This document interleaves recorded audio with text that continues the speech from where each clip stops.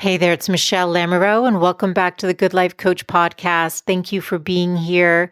Merry Christmas to those of you who celebrate, and wishing all of you a blessed, peaceful, happy, and abundant 2022 and beyond. I'm so grateful for all of you who tune into the show, and this week I am actually rerunning one of my favorite interviews. It came out over a year ago, and it's with the iconic Debbie Millman, who is a branding and design expert. And for those of you who know her work, you just know how amazing she is. This was a powerful interview, and the reason I chose to share it is because she invites us to do a 10-year life plan, which she teaches to her students. And it's a very powerful exercise. I did do mine last year. I plan to revisit it this year. I invite you to do the same. And if you have yet to go through the exercise, I highly recommend it. It's deeply powerful to vision into your future. And I do believe we are co-creators of our lives, and that magic can happen when we are intentional, we trust and surrender at the same time, and we show up with an open heart and loving ourselves.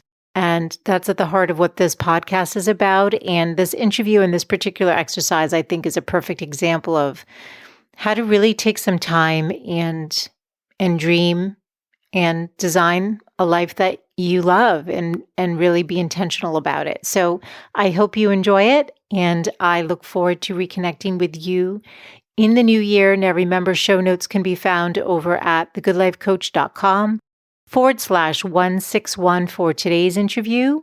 And while you're there, if you have yet to sign up for the newsletter, be sure to do that. It comes out once a week.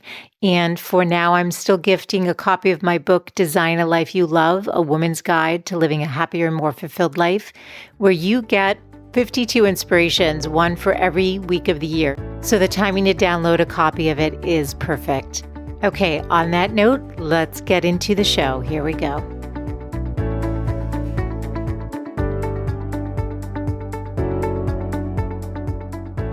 I really dreamed as big and as far and as wide as I could. It was not something that I felt was even remotely attainable.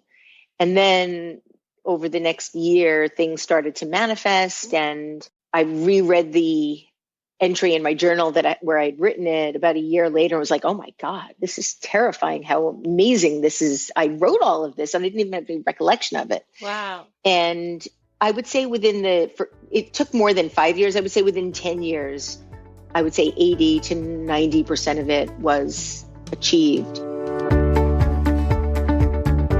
Hey there, it's Michelle, and welcome back to the show. You are going to love today's interview. Joining us is the iconic Debbie Millman. I have been an admirer of her work for years, and so it was such an honor to be able to interview her and to share her branding expertise as well as her 10-year life plan, which is something that she teaches to her students at her school that she co-founded. It's the world's first graduate program in branding called the School of Visual Arts in New York City.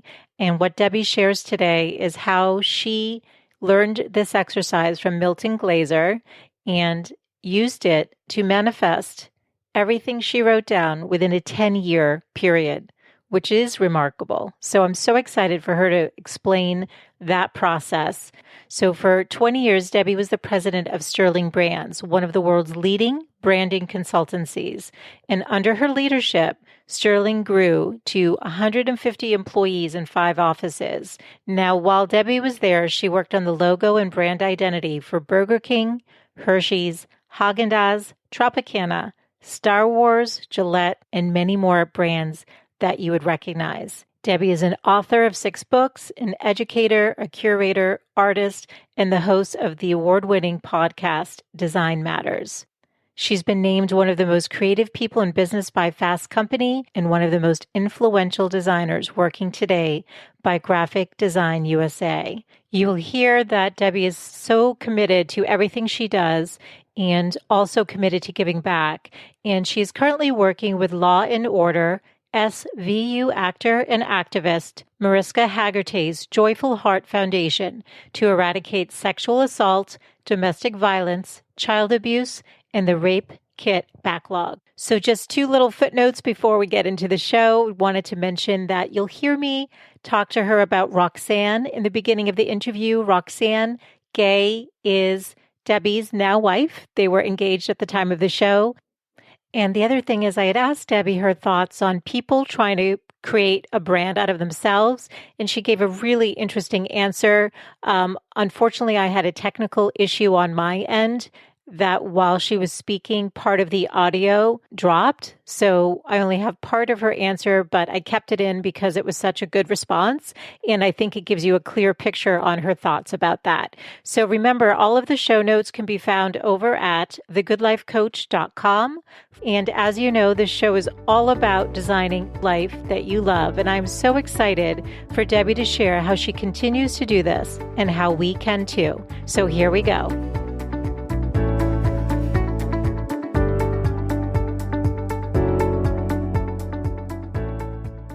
Hey, Debbie, thank you for joining me today.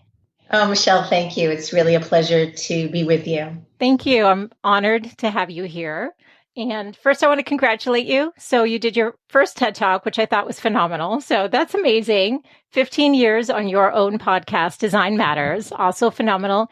And your engagement. I don't know when you got engaged, but I saw you post. I'm like, this is a lot of big things within a year. So congrats on all of that. It is. I don't know do you believe in astrology at all? I've definitely had my chart done a few times for sure. So there's this thing in astrology called the Saturn return, which happens every 29 years. Saturn returns to the place it was when you were born. And usually the first Saturn return, 29, when you're 29, usually you have a lot of big life changes and look to really lean into your life, deal with a lot of the issues that you might not have dealt with. And between 29 and 30, I definitely had that happen. It was one of the worst years or hardest years of my life. So now I'm going through my second Saturn return at 58. What astrology points to is that you tend to, with your second Saturn return, have a lot of positive things happen. And so I'm attributing all that luck to my second Saturn return. I love it. So what's your sign? Now, I'm curious. I'm a Scorpio. Okay. So I actually read a beautiful article that Roxanne wrote about you on Medium. I was touched by it. Yeah. And I'm actually curious. Thank you. Yeah, it's really beautiful. And I'm curious, with so much of what's happened with coronavirus and everything happening, like New York City being the epicenter and being in LA. What are you doing to cope and manage, and how are you just doing? Well, it's kind of day to day. Some days I'm sort of saying some days I'm blue, some days I'm indigo blue, some days I'm sky blue. It's just a lot of different shades, and other days I'm okay. So it's definitely day by day. It's hard being away from home. It's hard being away from my cats. I get regular checkups about my kitties from a family member who's watching them, but it's hard. It's really hard. Yeah. It's hard. I had to move my entire graduate program online in 3 days. So that was also really challenging. I can feel you on all that. And I think, we're trying to do our best day to day, but it's definitely not easy. And it's hard if you're home and your heart, so much of it is in New York City and with your school. But I wanted to dive into your branding expertise. So you have had an illustrious career, and you've worked on so many hundreds of brands and so many iconic brands like 7-Up and Burger King and Star Wars and Tropicana and more. And I think my audience just loves knowing, how did somebody get started? How did you get into the world of branding? And what was your first sort of recognition of brands? Because it's sort of curious, right? It's such a powerful thing in our lives. Well, I don't think I had a conscious understanding of the power of branding, capital B, but I was very aware of brands and what they felt like from being a small child. I mean, my dad was a pharmacist and he owned his own pharmacy, and my mom would take us to visit him at the store, and I was mesmerized by all the packages and the barrettes and the makeup and the skin creams and felt like they had magical power to make me better, which is sort of sad. But I also can look back on that time and see that that was a real education in what brands can or shouldn't or should do. But the actual understanding of the discipline of branding didn't really happen until much, much, much later. I had a career for 10 years in design before I made the shift to branding. And that shift was not one that I had intended for. I had been working in a design firm and wasn't doing particularly well, and got an opportunity to work at a branding studio, branding identity or branding consultancy. And the job that I was hired for was new business. And I took that job really as a Hail Mary because I needed to pay my rent and wanted to stay somewhat analogous to the design business or adjacent to the design business, and ended up finding out very quickly that I had a particular talent for new business and did really, really well selling branding programs to corporate clients. Wow. And that's really how my career developed. Wow. Okay. Through the success of sales. Okay. So how do you differentiate between, so for people who aren't familiar with this world, like design versus branding? Well, branding is the process of manufacturing meaning, creating meaning through symbols and objects. And design is the expression of that meaning. Gotcha. Okay. Is that your definition then of branding?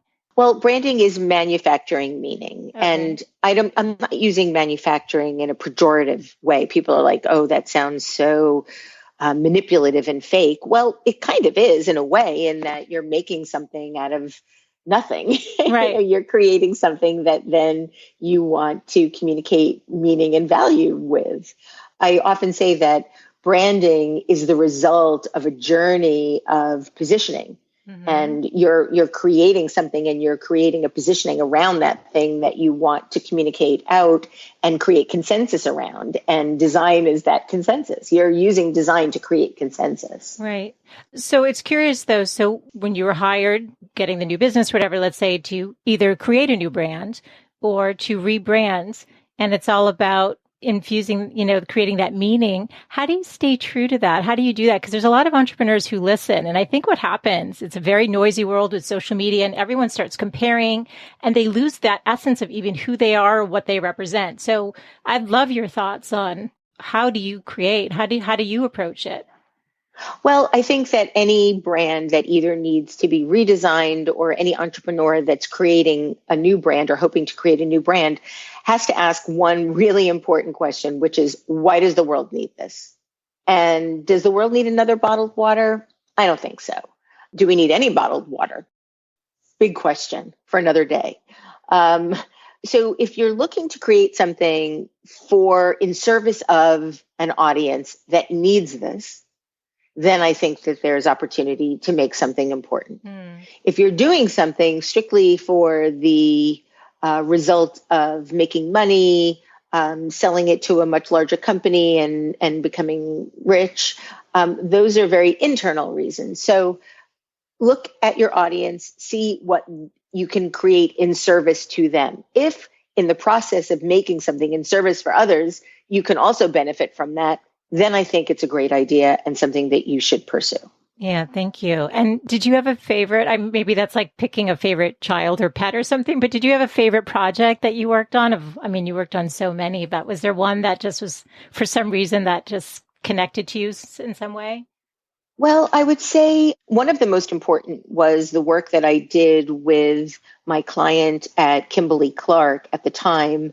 The global design director was a woman named Christine Mao, is a woman named Christine Mao. She's no longer at Kimberly-Clark now. She's the vice president of strategy at Medline, is now on the front lines of what's happening in biotech and the medical community. But at the time, she was the global design director at Kimberly-Clark. And she asked if I would be willing, on behalf of Sterling, to contribute to an effort that she was contributing to with a group of other corporations, which included Avon and Verizon and a nonprofit called the Joyful Heart Foundation, to create a program that they were calling No More, which was being set up to help aggregate a lot of the messaging around eradicating sexual assault, domestic violence, and child abuse. And I was like, absolutely, absolutely. And so Sterling, with Christine's leadership, worked to develop the mark, the positioning, the communications program of that No More program. And that's still going on now. Wow. That logo is still in use. Wow. And I'm super proud of that work. Christine is on the board of the No More Foundation.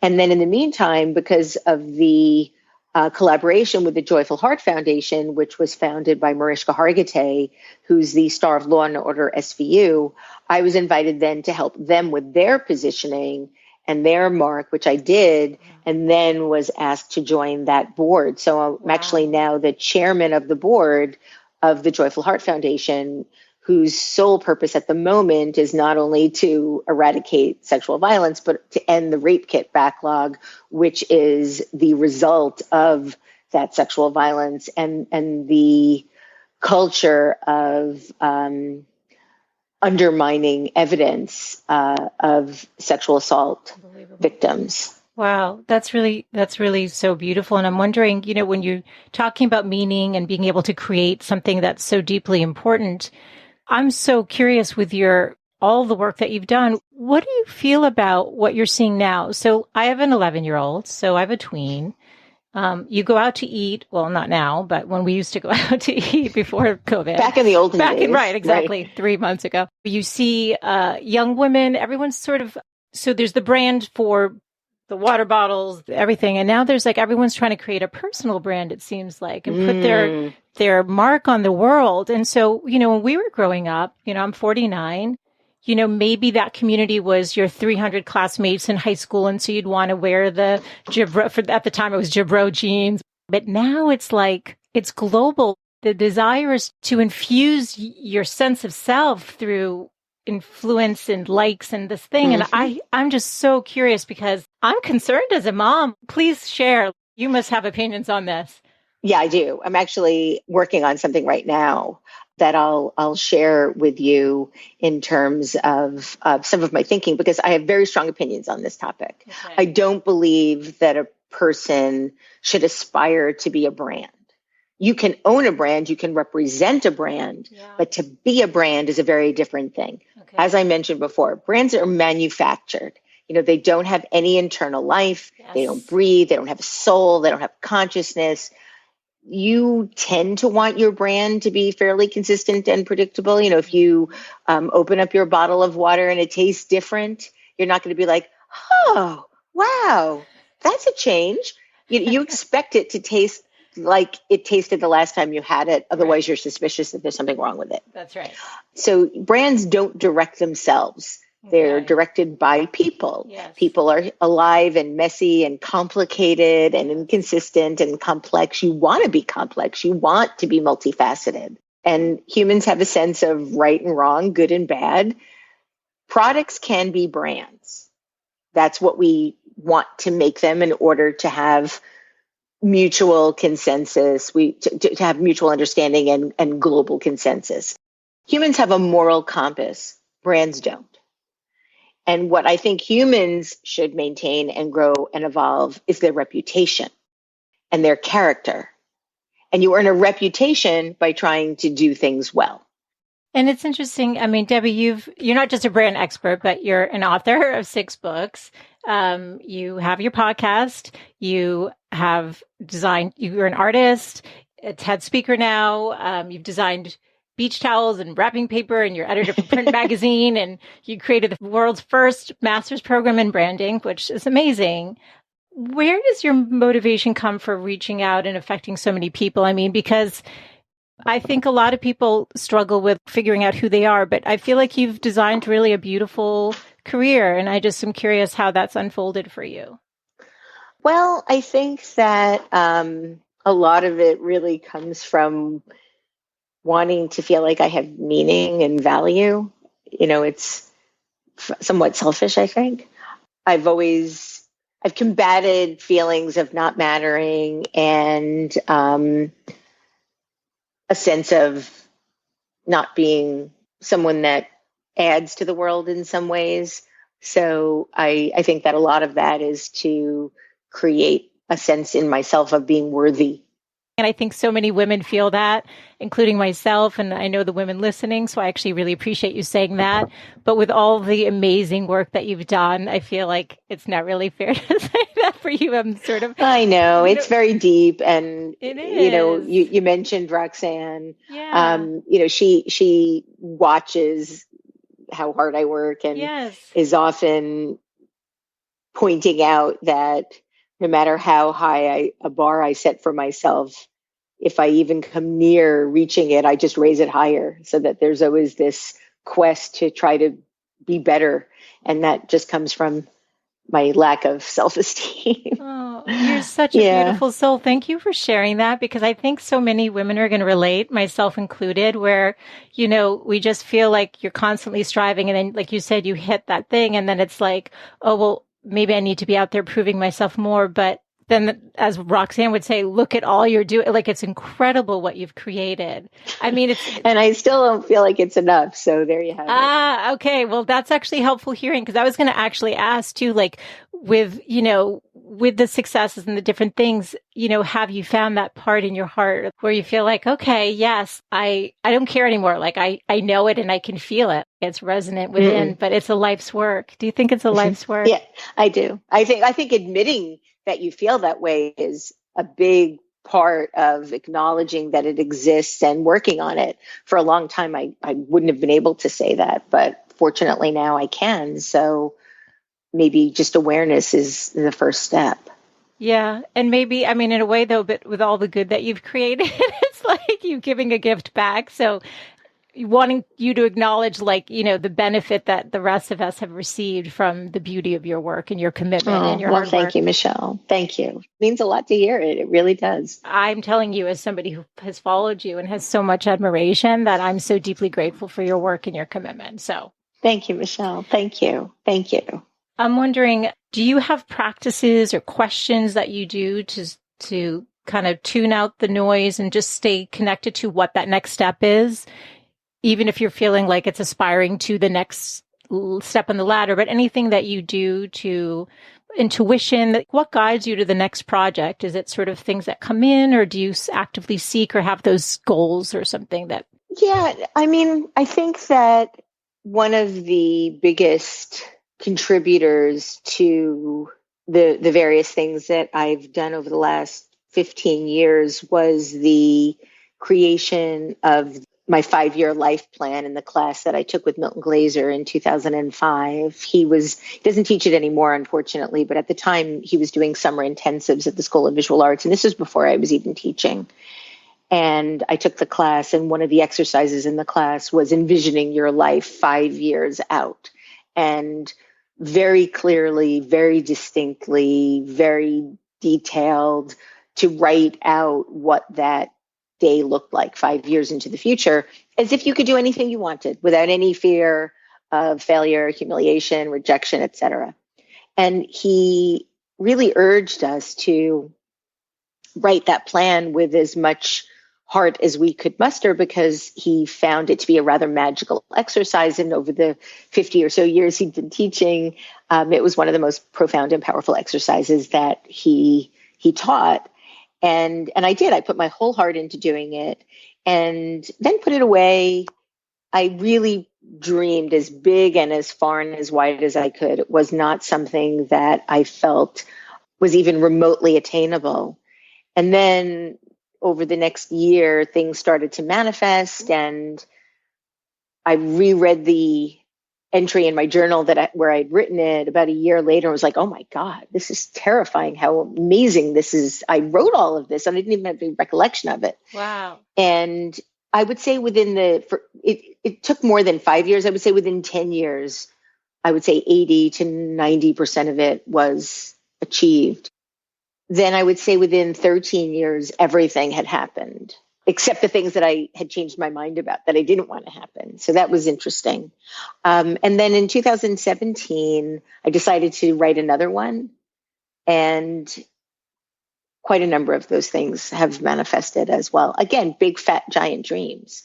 So wow. I now teach that exercise as part of the classes that I teach at the School of Visual Arts, yes. But I've changed it to a 10-year plan as opposed to a 5-year plan because yes. I feel that you need more runway for big dreams. And also Milton's class was for mid-level designers. And so a lot of us were in that 40-year range, whereas most of my students are in their 20s and 30s. So I want to give them more time to be able to manifest. Wow. That's been one of the biggest exercises, most important exercises of my life. But you wrote it and tucked it away and weren't sort of consciously like thinking about it? Nope. So why do you think it worked? Because it's very, I mean, I believe in visualization and manifesting and all that stuff. I'm just curious that what about this process do you think was, that brought the things into your life?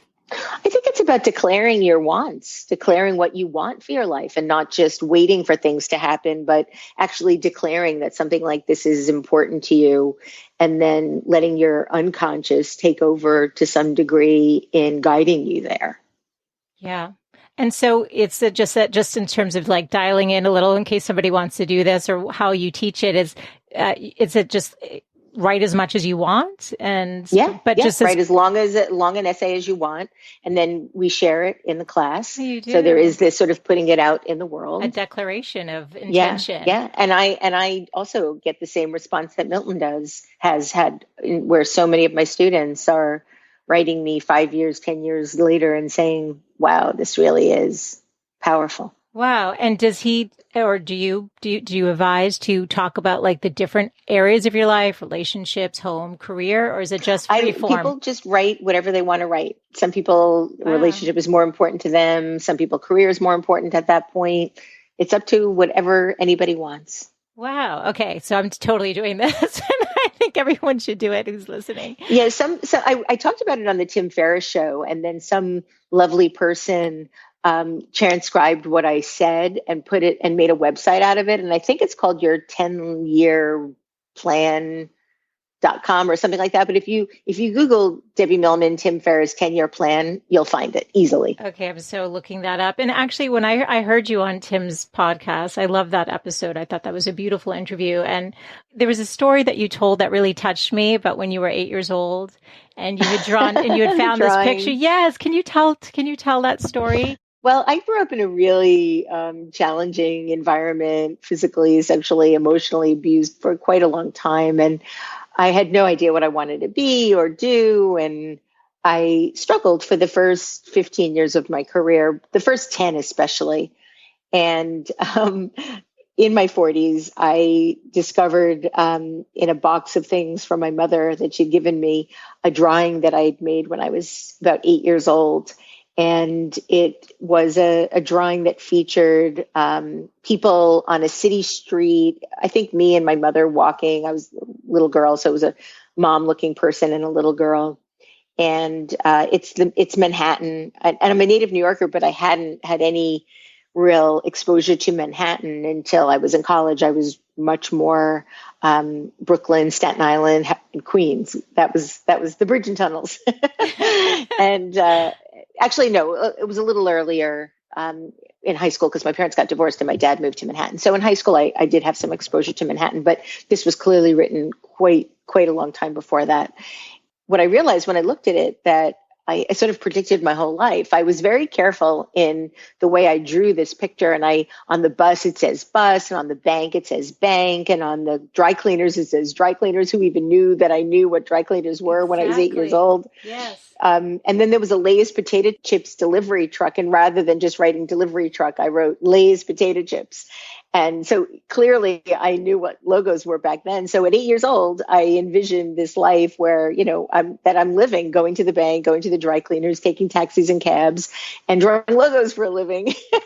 So it's quite remarkable. It is remarkable. And it's almost like you created a vision board for yourself without realizing that's what you were doing at the time.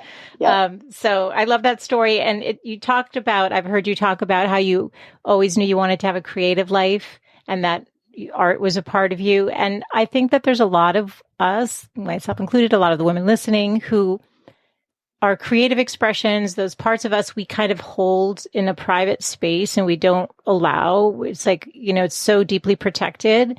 And I'm just curious, as a creative person, as somebody who is an artist, who made a career being able to, design and then do the branding and, connect all these amazing talents that you have, what advice do you give to somebody about allowing that art to come through without so much shielding, if for lack of a better word? You just have to practice doing it. I don't think that there's anything that you can tell yourself to get yourself to do it other than just doing it. And what I can tell you as somebody that took a long break from doing a lot of creative work when I was more involved in the corporate world is that it will come back. And if you do it regularly, you will really still be able to get better at it. And so if you want to do it, you just have to decide to do it. And if you think that you're too busy to do it, one of the biggest things that has traveled that I've said is busy is a decision. We make the time to do the things we want to do. Yeah. And if we say we're too busy, generally speaking, it's not as much of a priority. We just don't want to do it as much as the other things that we're actually doing. Some of those things might be contributing to a better life for ourselves. Some of those things might not be. Mm-hmm. Some of those might be things that we need to do for other reasons. So I think that we have to be honest with ourselves about what we really want to do and hold ourselves accountable to doing it. Yeah, no, that's great advice. And I'm going to ask you a quick branding question again to go back because I'm curious. Do you have any thoughts or predictions on branding post-COVID and some of the revolutions? Where do you think branding's going to go with what's going on in the world? Well, I think that I've been very dismayed at the state of marketing through COVID. If I see one more goofy commercial with the same piano music talking about how times are different from companies that are not being true to what they're spouting in these ads, I might break my television. I don't need to see another Amazon ad. Pay your employees. Jeff Bezos has made so much money through this pandemic, and he should be doing so much more.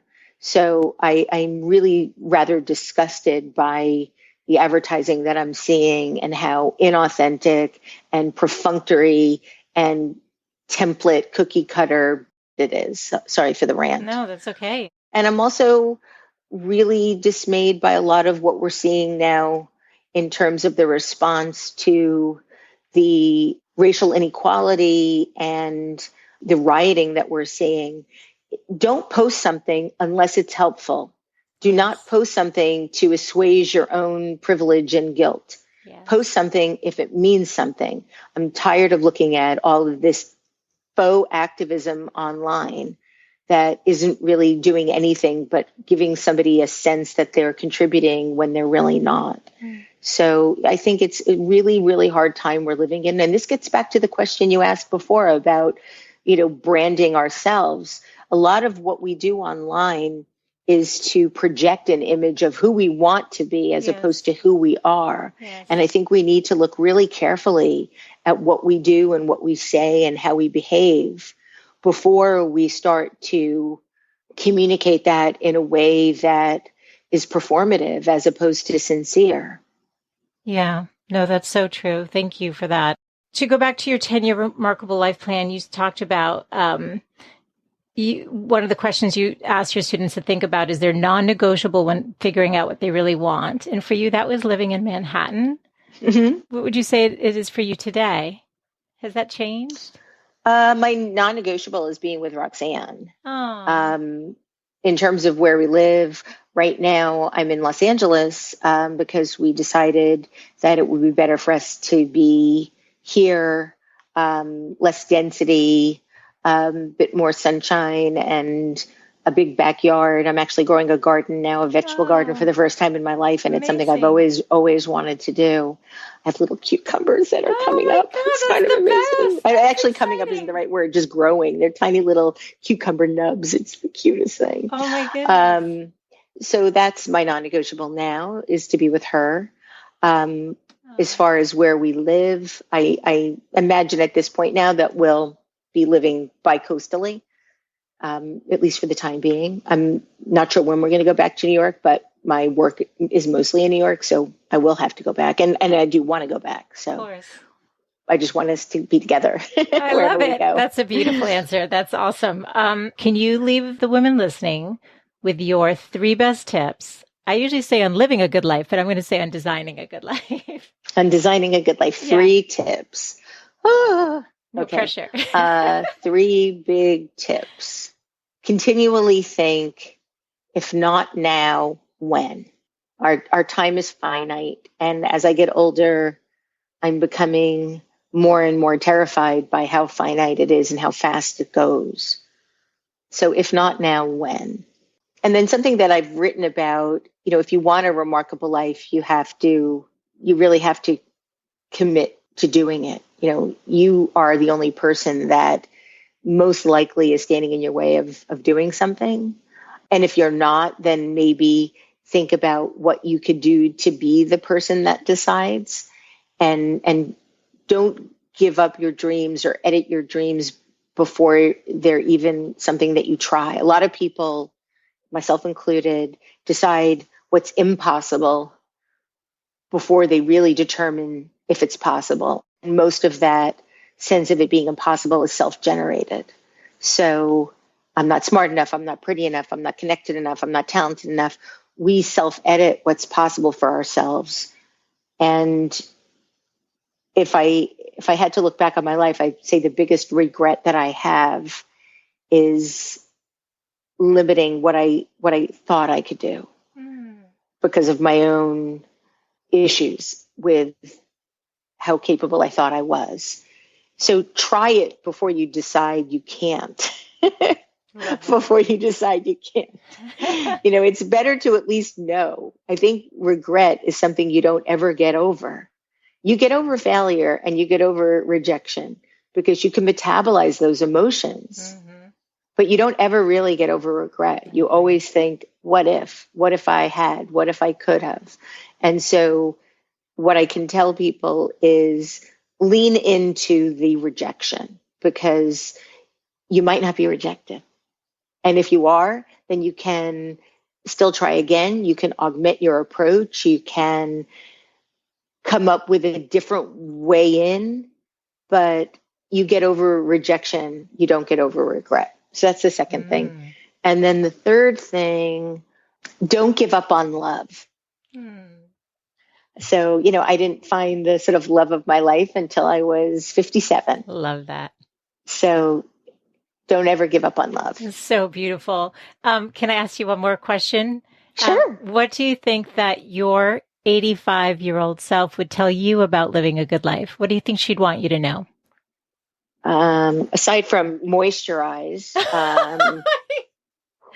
exactly. Let's see, what would I want I would love to be able to, Michelle, I'd love to be 85 and not have any regrets about how I lived the last 35 years. Because 25 years, 25. So I would like to think that when I'm 85 years old, I can look back at my last 25 years and say, she finally was able to really go after what she wanted on a regular basis and not be so afraid of what would happen.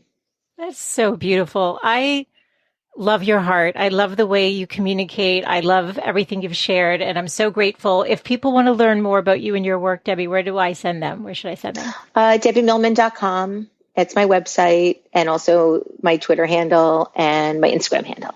Awesome.